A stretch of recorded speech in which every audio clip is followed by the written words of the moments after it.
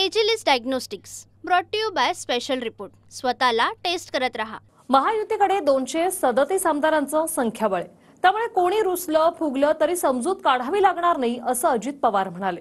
मंत्रिपद न मिळाल्यानं भुजबळांनी जाहीरपणे नाराजी व्यक्त केली। त्यामुळे दादांचं हे वक्तव्य भुजबळांसाठीच आहे की काय अशी चर्चा सुरू झाली। पाहूया।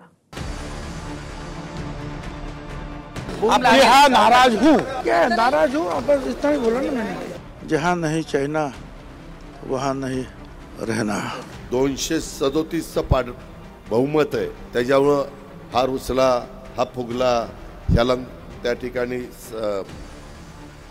त्याची समजूत काढा असं काही सुरेशराव घुले यावेळेस करावं लागणार नाही।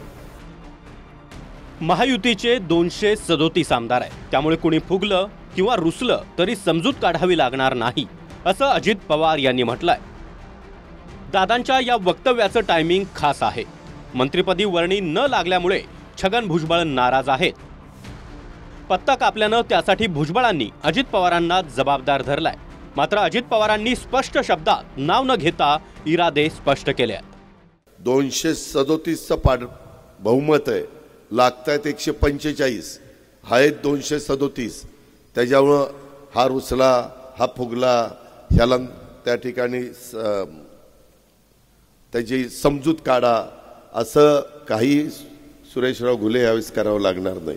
आमदारांच्या बाबतीत सांगतो, त्याच्यामुळं तशी काळजी नाही। प्रत्येकाचा मान सन्मान ठेवण्याचं काम देवेंद्रजी, मी, एकनाथराव आम्ही करूच, त्याबद्दल तुम्ही शंका बाळगू नका। तर अजित पवार भुजबळांसंदर्भात बोललेत असं वाटत नसल्याचं प्रदेशाध्यक्ष सुनील तटकरे यांनी म्हटलंय। दादा काय कॉन्टेक्स्ट मध्ये बोलले ते मला दाखवा, मग मी सांगेन। कुठल्याही शब्दाचं कुठेही जोडणं अप्रस्तुत ठरेल। मला असं वाटत नाही की दादा भुजबळाच्या संदर्भात या कॉन्टेक्स्टने बोलले असतील, त्याच्यामुळे हे सगळं कुठेतरी जोडलं जाणं हे अप्रस्तुत ठरेल।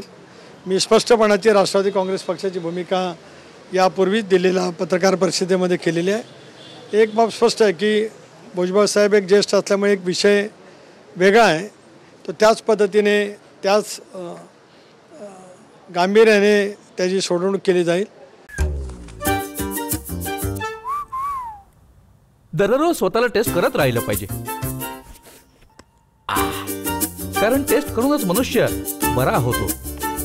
म्हणूनच जेव्हा हेल्थ टेस्टचा प्रश्न येतो तेव्हा मी विश्वास ठेवतो भारतातील सर्वात मोठ्या डायग्नोस्टिक कंपनीवर, एजिलिस डायग्नोस्टिक्स। स्वतःची टेस्ट करत रहा। महायुतीकडे 237 आमदारांचं भक्कम संख्याबळ आहे, त्यामुळे नाराजीकडे अधिक लक्ष देण्याची गरज नाही असं वक्तव्य अजितदादांनी केलंय। अर्थात त्यांनी भुजबळांचं नाव घेतलं नाही। दुसरीकडे नाशिक जिल्ह्यातल्या राष्ट्रवादीच्या आमदारांनीच भुजबळांच्या मंत्रिपदाला विरोध केल्याची सूत्रांची माहिती आहे। दादांचे मंत्री माणिकराव कोकाटे यांनी देखील भुजबळांवर हल्लाबोल केलाय। भुजबळांना मुलगा आणि पुतण्याशिवाय दुसरे ओबीसी दिसत नाहीत असा निशाणा कोकाटेंनी साधलाय। त्यांना काय वाटतं हे मला काय सांगता येणार नाही, त्यांच्या मनात काय हे कोण सांगेल। त्यांना ओबीसी म्हणून ते त्यांचा पुतण्या आणि मुलगा एवढंच दिसत असेल आणि त्यांना ओबीसी फॅक्टरमध्ये दुसरा ओबीसी दिसतच नसेल। त्यामुळे आमच्या पक्षाच्या लोकांना माहिती आहे कुठल्याही प्रकारची चूक झालेली नाही। आमच्या पक्षाने जो न्याय दिला आहे भुजबळांना, तो न्याय कुठला एकाही पक्षाने आतापर्यंत दिलेला नाही। त्यामुळे चूक झाली असं मला या ठिकाणी वाटत नाही। मला हे जातीवादाचं ढोंग अजिबात या ठिकाणी मान्य नाही। भुजबळांनी नाराजी व्यक्त करून पदाधिकारी आणि कार्यकर्त्यांच्या भेटीगाठी घेतल्या। समता परिषदेचा मेळावा देखील पार पडला। त्यानंतर ते अजित पवारांना न भेटता थेट मुख्यमंत्री देवेंद्र फडणवीसांना भेटले। मात्र हा भुजबळांना भाजपमध्ये घेण्याचा गेम प्लॅन असल्याचं अंजली दमानिया यांनी म्हटलंय।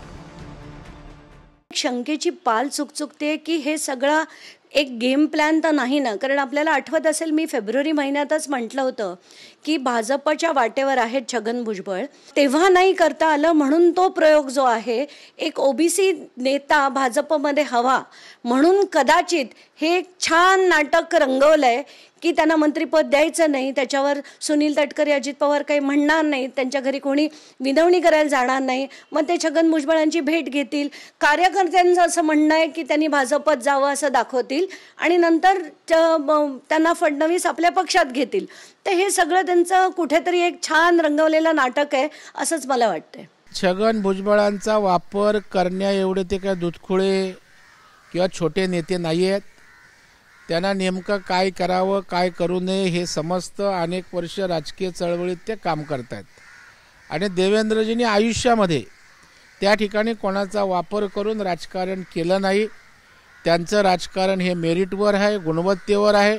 देवेंद्रजींची सर्वसमावेशक भूमिका असते आणि त्याच्यामुळं सर्वांना सोबत घेत पुढे जावं अशा प्रकारचा त्यांचा स्वभाव आहे. जी परिस्थिती आहे ही परिस्थिती असं दिसतं की राष्ट्रवादी काँग्रेस जे आहे त्या राष्ट्रवादी काँग्रेसचं आणि छगन भुजबळ यांचं संबंध आता काही फारसे चांगले राहतील असं दिसत नाही. तेव्हा त्यांच्या पुढे आता एकच मार्ग आहे की महायुतीमध्ये त्यांना भारतीय जनता पक्षामध्ये जागा मिळते का.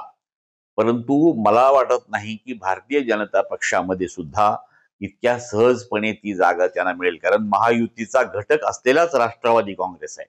तेव्हा राष्ट्रवादी काँग्रेसला विचारात न घेता महायुतीमध्ये म्हणजे भाजपमध्ये त्यांना प्रवेश मिळेल असं काही दिसत नाही.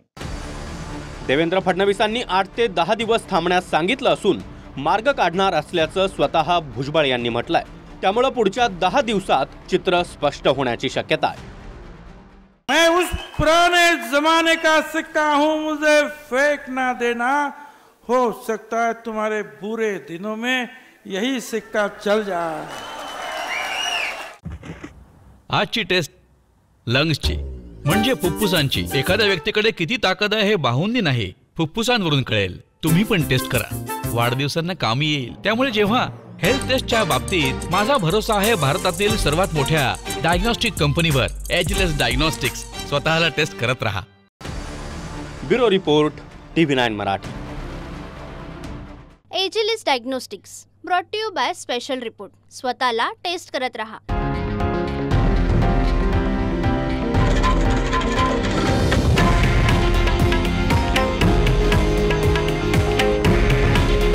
हे आहे देशातील नंबर 1 न्यूज नेटवर्क आणि आपण पाहत आहात TV9 मराठी. काळजी तुमची, हित महाराष्ट्राचं.